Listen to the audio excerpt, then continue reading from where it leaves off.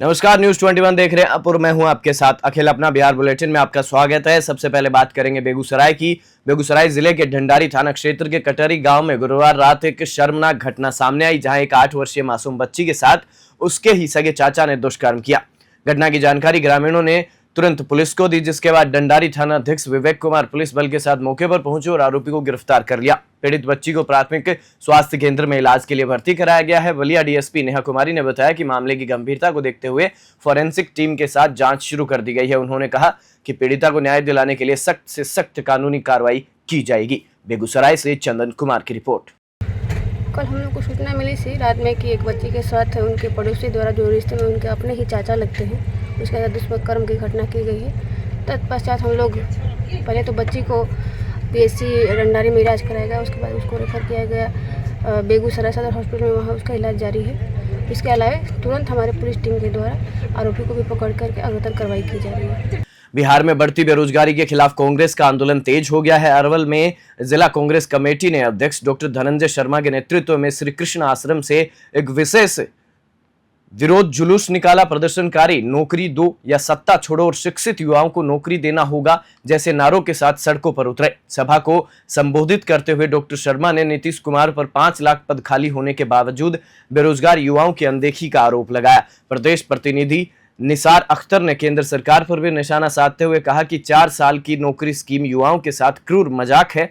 कार्यक्रम में कई कांग्रेस पदाधिकारी व कार्यकर्ता मौजूद रहे और सरकार से युवाओं के लिए रोजगार की मांग की। अरवल से रंजन कुमार की रिपोर्ट। कुर्था प्राथमिक स्वास्थ्य केंद्र में गर्भवती महिलाओं को जननी एवं बाल स्वास्थ्य के तहत जच्चा बच्चा किट और पोषाहार सामग्री का वितरण किया गया। इस अवसर पर प्रखंड विकास पदाधिकारी निशा कुमारी ने स्वयं प्रसव के बाद महिलाओं को किट प्रदान किया। शाखा प्रबंधक शशांक शेखर ने जानकारी देते हुए बताया कि किट में सुधा घी, नमकीन, दलिया, खिचड़ी premix, besan barfi, protein bar समेत अन्य पौष्टिक सामग्रियां शामिल है। यह पहल महिलाओं के सशक्तिकरण और नवजात शिशुओं को बेहतर सेहत सुनिश्चित करने की दिशा में एक महत्वपूर्ण कदम है। स्वास्थ्य विभाग की ओर से यह सुविधा प्रतिदिन आने वाली सभी गर्भवती महिलाओं को उपलब्ध कराई जा रही है। अरवल से रंजन कुमार की रिपोर्ट।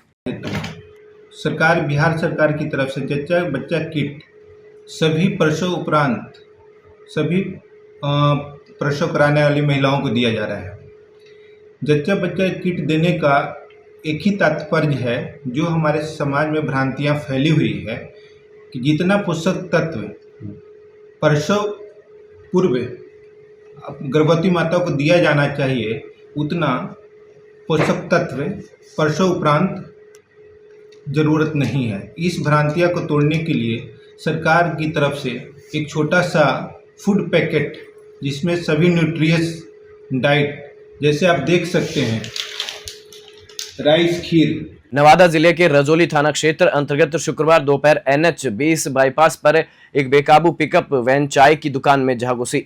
घटना के वक्त दुकान पर मौजूद लोगों ने भगदड़ मच गई। हालांकि किसी के हताहत होने की खबर नहीं है। प्रत्यक्षदर्शियों के मुताबिक पिकअप की रफ्तार काफी तेज थी, जिससे वह सीधे दुकान में घुस गई और उसके बाद पास की नाली में पलट गई। चालक मौके से फरार हो गया। वाहन में फल की खाली कैरेट लदी थी। हादसे में चाय दुकान का चूल्हा, फ्रिज और अन्य सामान क्षतिग्रस्त हो गया। सूचना पर रजौली थाना पुलिस मौके पर पहुंची और स्थिति को नियंत्रण में लिया। नवादा से ऋषभ कुमार की रिपोर्ट।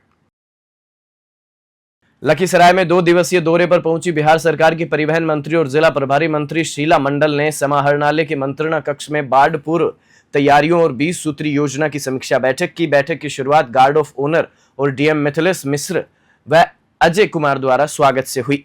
मंत्री ने अधिकारियों को निर्देश दिया कि बाढ़ से पहले नाव, पॉलिथीन सीट, पशु चारा, शेड, दवाइयां और स्वच्छ पेयजल की मुकम्मल व्यवस्था सुनिश्चित की जाए। गर्भवती महिलाओं को सुरक्षित स्थानों पर पहले ही पहुंचाने की बात कही। उन्होंने बताया कि एसडीआरएफ और एनडीआरएफ की टीमों को बाढ़ पूर्व ही तैनात किया जाएगा, ताकि आपदा के समय राहत कार्य में तेजी लाई जा सके। बैठक में जनप्रतिनिधियों और राजनीतिक दलों के लोग भी शामिल रहे। लखीसराय से संतोष कुमार गुप्ता की रिपोर्ट। देखिए, ये जो आज था आपदा प्रबंधक जो बाढ़ में हम लोग कैसे बचाव कर सकते हैं, इस पर आज हम लोगों ने बैठक किया है। विस्तृति का भी बैठक हुआ। सभी योजनाओं के बारे में चर्चा हुई। जहां अभी काम हमारा चल रहा है सभी पे, माननीय मुख्यमंत्री जी तो निरंतर सब में पूरा लगे रहते हैं और ध्यान देते हैं कि कोई भी काम जो है कि कैसे आम जनता तक पहुँचे। इसके लिए हम लोगों ने आज यहाँ पे बैठक रखा है कि बाढ़ के समय में हम लोग कौन कौन सी सावधानियां करें जिससे उस समय हम लोग परेशानियों से बचें। इसके लिए निरंतर हम लोगों ने यहाँ पे डीएम साहब हैं, एसपी साहब हैं, सबको हमने हिदायत दिया है कि आप लोग जो ज़रूरत होता है, जो पॉलीथीन सीट है, नाव की ज़रूरत है, वो जो चाहे पशु का चारा की व्यवस्था हो, पशु जहाँ रहेगा उसके लिए भी हमने कहा है कि एक पॉलीथीन टांग दीजिए ताकि उसको भी धूप ना लगे, और उसके लिए भी स्वच्छ जल की व्यवस्था हो, ऊंचे स्थान पे होना चाहिए। और जो गांव में जैसे बाढ़ के समय जो गर्भवती महिला होती है, बुजुर्ग होते हैं, उनको जब आपको लगे कि पानी आने वाला है तो 1-2 दिन पहले उसको सही जगह पे पहुंचा दें ताकि उस समय परेशानी से हम लोग बच सकते हैं। और जो उसका जो तत्काल जो उसकी सुविधा होती है, दवा की व्यवस्था होनी चाहिए, ये सबको, और पानी, स्वच्छ जल की व्यवस्था, पानी पीने का ही सबसे बड़ा दिक्कत होता है। कभी कभी होता है कि जहाँ आश्रय स्थल हम लोग बनाते हैं, वो बाथरूम या शौचालय जो होता है वो ऊंचे जगह पे नहीं होने के कारण उसमें पानी रहता है तो दिक्कत होता है, कई तरह के कीड़े मकोड़े बरसात में ज़्यादा निकलते हैं। तो उसका भी हमने कह दिया है कि थोड़ा ऊंचे जगह पर आप शौचालय की व्यवस्था कर दें ताकि लोगों को, आम जनता को कोई दिक्कत ना हो और वो शौचालय का सही से इस्तेमाल कर सके, और जो बरसात के समय में कीड़े मकोड़े, सांप बिच्छू से बच सके। इसके लिए भी हम लोगों ने एक एक छोटी छोटी बातों का हम लोगों ने चर्चा किया है ताकि इसका आम लोगों को कोई परेशानियों का सामना न करना पड़े। फारबिसगंज के वार्ड संख्या 10 स्थित मानिक चंद रोड पर व्यवसायी जेठमल वैद के बंद घर में हुई करीब 20 लाख रुपए के आभूषणों की चोरी की गुत्थी अब तक नहीं सुलझ सकी है। घटना को 15 दिन बीत चुके हैं लेकिन अब तक किसी की गिरफ्तारी नहीं हुई है, जिससे पीड़ित परिवार ने पुलिस या कार्रवाई पर सवाल खड़े किए हैं। पीड़ित ने बताया कि 28 मई को किशनगंज से लौटने पर घर का मुख्य दरवाजा टूटा मिला, साथ ही पत्नी के कमरे की अलमारी से गहने गायब थे। फारबिसगंज थाने में कांड संख्या 271/25 के तहत मामला दर्ज किया गया है। पुलिस को दरबार ने 2 संदिग्धों की जानकारी दी थी, जिनमें एक की पहचान मियां हाट के बिजली मिस्त्री सुरेश शाह के रूप में हुई है। थाना अध्यक्ष राघवेंद्र कुमार सिंह ने बताया कि आरोपित के घर पर छापेमारी की गई थी लेकिन वह फरार है, उसकी गिरफ्तारी के लिए लगातार प्रयास किए जा रहे हैं। फारबिसगंज से मुबारक हुसैन की रिपोर्ट।